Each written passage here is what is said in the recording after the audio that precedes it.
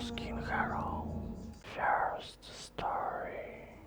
I went camping with two friends deep in the forest. We chose a quiet clearing far from the usual trails. The air felt heavy that evening, colder than expected tonight. We set up the tent, cooked dinner, and talked quietly. By midnight, the fire had burned down into glowing embers. We crawled into the tent, zipped it shut, and settled. The night was silent except for distant rustling of leaves. I fell asleep first, exhausted from the long hiking trail. Sometime after 2 a.m., I woke to soft crunching noises. Footsteps moved slowly around our tent with deliberate, steady pacing. At first I thought it might be a deer wandering nearby, but the steps were slow, careful, and unnaturally spaced apart. Each step pressed deep into the earth, unlike light animal movement. I held my breath, listening as the footsteps circled us completely. They stopped directly behind my head, only inches from fabric. The tent's thin nylon shook slightly as weight pressed against it. I whispered to Mark, asking if he also heard something. He didn't answer, but I heard his breathing change rhythm. The footsteps moved again, circling toward the front entrance. Something dragged lightly behind them, scraping across the dirt. The scraping sounded metallic, like a chain or thin tool. It remained steady, following the footsteps in perfect slow rhythm. The figure paused near the zipper of our tent entrance. I saw the silhouette cast through fabric by moonlight outside. A tall shape leaned forward, shifting its head toward us. The outline wasn't animal-shaped and moved far too smoothly. I wanted to shout, but fear locked my throat completely. Mark finally whispered that someone stood inches away outside. His voice trembled, barely audible, shaking as he exhaled. The silhouette remained completely still for nearly 20 seconds. Then the zipper twitched slightly, pulled downward a few centimeters. I slapped my hand over it immediately, stopping further movement. Whatever stood outside pulled back slowly, without any resistance. The footsteps resumed, pacing around our tent once again. They circled 3 times, slower each time, as if studying us. Then they stopped at the edge of the clearing suddenly. Silence fell again, deep and heavy, like the woods were waiting. We stayed awake, gripping pocket knives, inside the darkness. No more footsteps came, only wind shifting weak branches overhead. Eventually dawn arrived, and we crawled out carefully shaking. Fresh tracks circled our tent exactly as we had heard. They were long footprints, deep and heavier than any animal. Beside them dragged a line marking something pulled behind. It extended far into the tree line before disappearing abruptly. We followed only 10 feet before turning around nervously. Whatever walked around our tent had watched us closely. We reported everything to a ranger at the closest station. He said others heard similar footsteps in that same area. He claimed a man sometimes wandered campsites during nighttime hours, but nobody had ever approached him or seen his actual face. We left the forest that morning without looking behind once. But sometimes at night I hear slow footsteps circling my thoughts, and sometimes I remember the silhouette leaning toward our tent. Second story. My cousin and I camped beside a remote mountain lake. The nearest campsite was over 5 kilometers from our spot. We liked the isolation, the silence, and the empty shoreline. The first night was calm, with nothing unusual around us. We cooked dinner, watched the water, and listened to insects. By midnight, the fire burned low, creating a faint orange glow. We settled into our tent, tired from the long hike. The forest outside sounded peaceful, alive with familiar nighttime noises. Somewhere after 1 a.m., I woke to absolute unnatural silence. No wind, no insects, no movement, just a dead stillness. I nudged my cousin, whispering that something felt deeply wrong. Before he answered, a soft white light appeared between trees. It hovered several meters above the ground, perfectly motionless. At first I thought it was another camper holding a lantern, but the light was too bright, too steady, too cold. It didn't flicker, sway, or shift like a handheld lamp. The glowing orb remained suspended, watching our campsite silently. Its shape wasn't round, but slightly elongated, like a stretched oval. My cousin whispered if it could be a drone watching us, but there was no buzzing sound, no mechanical noise anywhere. The light drifted closer, sliding smoothly between thick tree trunks. It made no sound, no rustling, nothing touching the branches. The glow brightened slightly as it approached the lakeshore near us. Our tent fabric illuminated faintly, casting strange shadows inside. The outline of the light appeared clearly through thin nylon. It hovered directly outside our tent for several long seconds. Neither of us moved, afraid even breathing might attract attention. The light shifted position slightly, like adjusting its angle deliberately. I felt warmth on my face, followed by a sudden chilling wave. The glow brightened again, then faded abruptly into complete darkness. For a moment, the silence felt heavier than before, almost oppressive. Then faint footsteps approached our tent from the lakeshore area. Slow, cautious steps, crunching sand and wet leaves underfoot quietly. My cousin grabbed my arm, whispering that the light wasn't alone. The footsteps stopped directly behind the tent, inches from us. Something exhaled softly, long and slow, like smelling the air. The tent fabric pressed inward slightly, as if touched gently. I clenched my jaw, terrified the shape might lean closer again. Seconds passed before the footsteps retreated back toward the trees. They moved slowly at first, then faster as distance increased. When everything fell silent, we stayed frozen in place quietly. We didn't sleep, waiting for any sound to return outside. At dawn, we stepped out and scanned the shoreline nervously. There were footprints in the sand leading toward the tree line. They were human, barefoot, and unusually long with deep arches. No marks of a lantern, no equipment, nothing mechanical anywhere.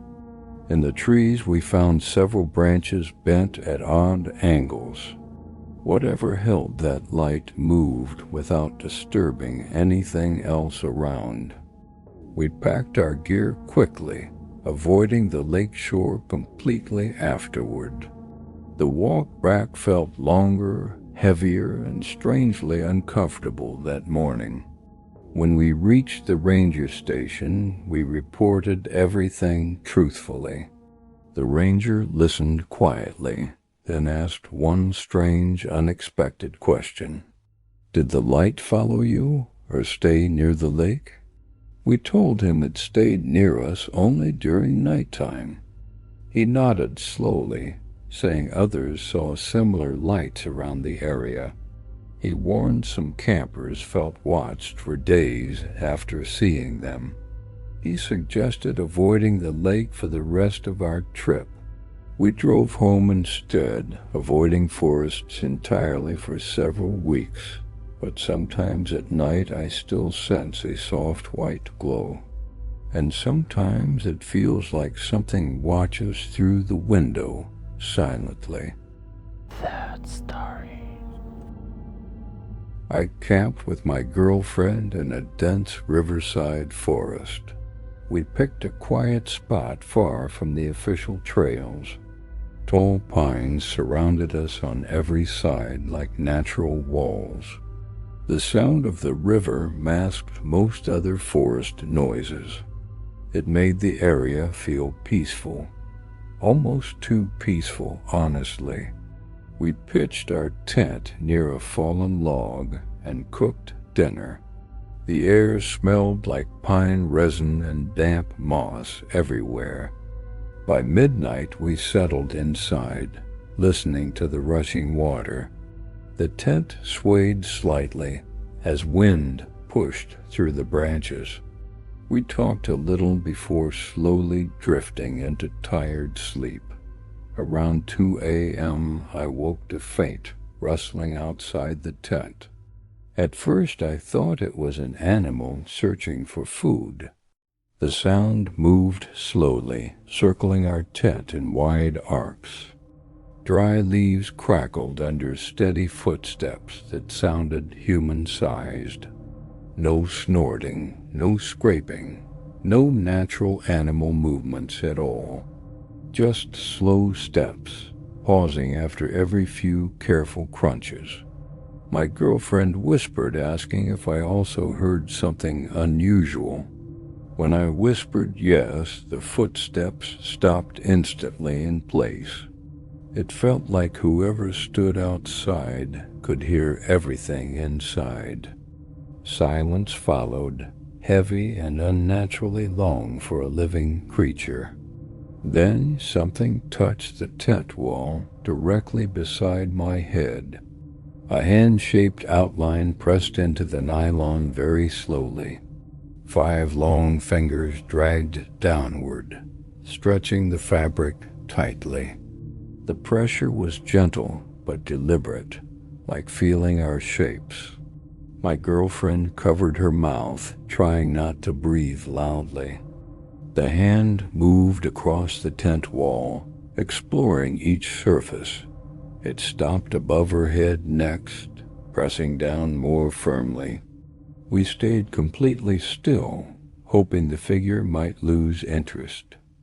Then the hand slid lower, pressing along the zipper entrance. I watched the fabric bulge inward as fingers traced the seam.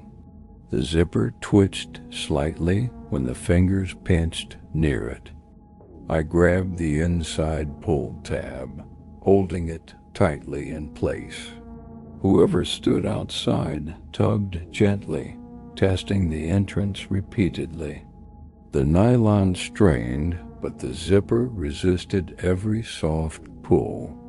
After several attempts, the hand released, retreating from the entrance. We listened as the footsteps resumed their slow circling pattern. They felt purposeful, calculated, and far too quiet for comfort. At one point, they stopped again near the back of tent. A second hand pressed into the wall, fingers longer than normal. It dragged downward, leaving deep grooves in the stretched fabric. The movement was slow, almost curious, as if studying us. My heart pounded so loudly, I feared it might draw attention. The figure knelt or crouched, judging by shifting pressure outside. We heard shallow breathing through the tent, calm and controlled. Not panicked, not rushed, but deliberate, like someone observing quietly. After nearly a full minute, the footsteps finally backed away. They moved toward the trees, fading slowly into rustling leaves. We didn't sleep the rest of that night, too terrified inside. Every distant branch snap felt like returning footsteps approaching again. But the figure never came back before the sunrise appeared. At dawn, we stepped outside carefully, scanning the ground nervously. Large footprints surrounded our tent in overlapping irregular circles. They were barefoot, extremely narrow, and longer than ordinary footprints. Each step was deep, pressed into dirt with surprising heavy force. Long drag marks near some prints suggested someone crawled briefly. The tent wall still showed faint, stretched marks from the hands. We packed our things and left the forest immediately that morning. At the parking area, we told a ranger what happened. He listened without interrupting, then asked one disturbing question. Did the hands feel cold or strangely warm when pressing? We both answered that the fabric felt unusually warm last night. He nodded slowly, saying someone else reported the same warmth. Apparently, a silent barefoot figure had approached tents before. Nobody ever saw his face, only his long, searching hands. We drove home without talking much, trying to forget everything. But sometimes at night I still feel pressure on my walls. And sometimes I imagine long fingers tracing invisible shapes again. Story 4. My older brother and I camped deep inside a national forest. We chose a remote ridge overlooking a valley far below us. The view was incredible during the day and terrifying at night. We built a small fire ring with stones from the hillside. By sunset, the temperature dropped quickly, turning our breath visible. The forest around us darkened fast, swallowing every distant shape. When the fire grew strong, we finally relaxed near its warmth. We cooked some food, talked about work, and watched the flames. By midnight, the fire dimmed into low, glowing orange embers. We added more wood, but the flames refused to grow higher. My brother decided to gather fallen branches a few meters away. He walked past the firelight until darkness swallowed his silhouette. I sat alone poking the embers, listening to the crackling wood. The forest felt unusually quiet, missing normal nighttime sounds completely. Then I heard footsteps somewhere beyond the firelight's edge. Steady, measured footsteps approached from the direction my brother left. I assumed he returned, but the steps sounded too slow. My brother always walked loudly, dragging boots across the ground carelessly. These steps were careful, soft, almost controlled, like stalking movements. I waited for a greeting or some familiar sound from him. After several seconds, a figure appeared at the fireline's edge. A tall person stood just beyond the orange glow of flames. The firelight illuminated only his legs and the bottom coat. Everything above the waist remained hidden in complete darkness. I asked if he found any branches for the fire. The figure didn't answer or move toward me at all. He stood perfectly still, as if rooted into the ground. I felt cold air push against my back, chilling my spine. The figure stepped forward once, stopping exactly at the fire line. He remained silent, watching me with unreadable expression in darkness. I grabbed a long, burning stick, holding it defensively outward. The firelight brightened slightly, revealing more of the stranger. His clothes were worn, dirty, and torn at the sleeves.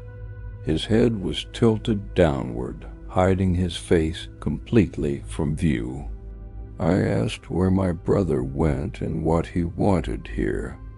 The figure lifted his chin slightly, revealing nothing but shadow. Then he stepped backward again, fading into the surrounding darkness. The footsteps receded slowly, carefully, until they vanished entirely. My brother returned moments later carrying branches and laughing loudly. He said he didn't hear or see anyone near us. I asked if he was joking, but his confusion seemed genuine. He insisted he had been far down the trail gathering wood. He said he saw no one and heard nothing unusual anywhere. We kept the fire burning higher, staying close to its light.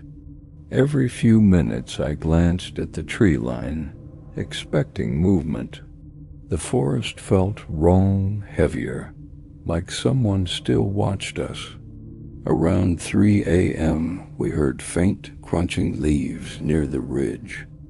Something moved slowly, but stayed just outside the fire's glow.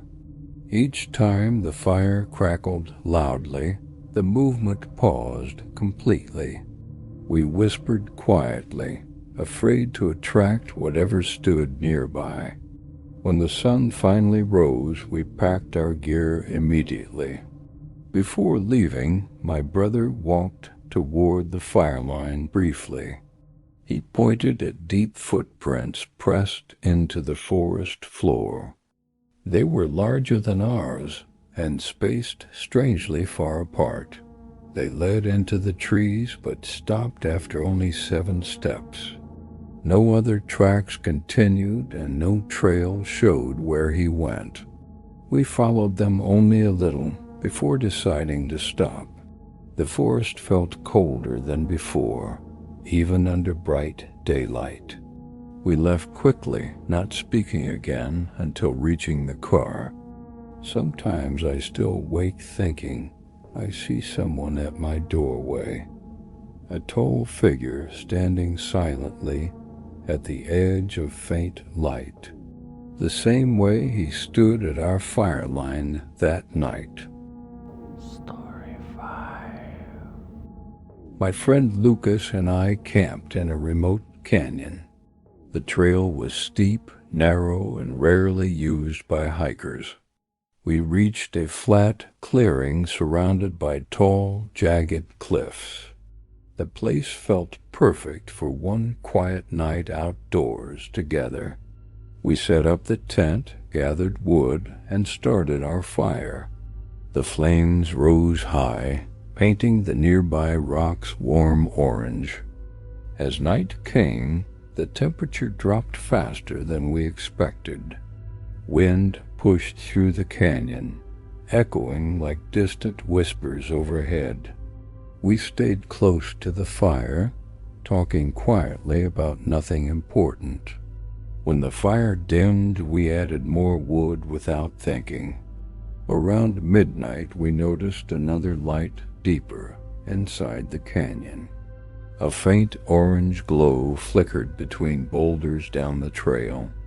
It looked exactly like a second campfire, burning far away, but we knew nobody else camped near us that night. We hadn't passed any hikers, tents, or gear during the day. Lucas asked if someone arrived late without us noticing earlier. I said maybe, though the canyon's silence made that unlikely. The second fire flickered steadily, rising and falling like ours. but every time the wind blew, our flames shifted sideways slightly. The second fire flame didn't move at all in comparison. We watched it for nearly a full minute in confusion. Then the glow suddenly brightened, like someone threw wood inside. But there was no sound, no crackling, nothing at all. Even our own fire made noise with every shifting ember. The distant light remained completely silent, which felt deeply unnatural. Lucas whispered that we should check it out cautiously together. I told him to wait, wanting to observe a bit longer. The glow dimmed again, then brightened, as if reacting to us. It felt like something there responded to our attention somehow. We decided to leave it alone and return to our tent. But around 2 a.m. I woke to footsteps outside the tent. Soft, careful steps approached from the canyon's darker direction. I nudged Lucas, whispering that someone walked toward our camp. The footsteps stopped near the remains of our dying fire. We heard slow breathing, steady and close, just outside the tent. And another sound crackled somewhere deeper in the canyon. It was fire crackling, identical to our own campfire. But our fire was nearly dead, too small to crackle loudly. The second fire was close now, far closer than before. Its light flickered through the tent fabric in steady pulses. We unzipped the tent a little, staring out into darkness. A campfire burned only 10 meters from our own camp. A full fire pit, tall flames, glowing branches, but nobody nearby. No gear, no tent, no shadows, nothing around the flames. Lucas whispered that it hadn't existed minutes earlier outside. I watched the flames carefully and noticed something terrifying slowly. The fire wasn't burning wood, but standing perfectly motionless. Each flame stayed in place, frozen like painted orange shapes. No sparks rose, no embers fell, nothing moved at all. The entire fire burned without sound or natural behavior whatsoever. Then the flames bent slightly, all leaning toward our tent. Not with the wind, but as if reaching toward our direction. The temperature dropped sharply, freezing the air around our camp. We grabbed our packs and ran up the trail immediately. Behind us, the second fire dimmed, then brightened violently again. Light stretched across the canyon walls, casting long, twisted shadows. We didn't stop running until reaching the trailhead near sunrise. When we looked back, the canyon had no fire visible anywhere. Only cold, empty rock waited in silence without any glow. We never camped in that canyon again afterward. But sometimes, far from cities, I still see distant orange light. And sometimes it feels like another fire waits for me somewhere. Thank you for listening to this story. If it made you feel something, or if anything similar ever happened to you while camping, tell me in the comments. I read every one. Your like and your comment help this channel grow in the dark. And if you want more true horror every week, make sure you subscribe. If you haven't seen the previous video yet, 5 True Stalker Stories, watch it next. It's colder, more personal, and you won't forget one particular moment in it. Stay safe tonight.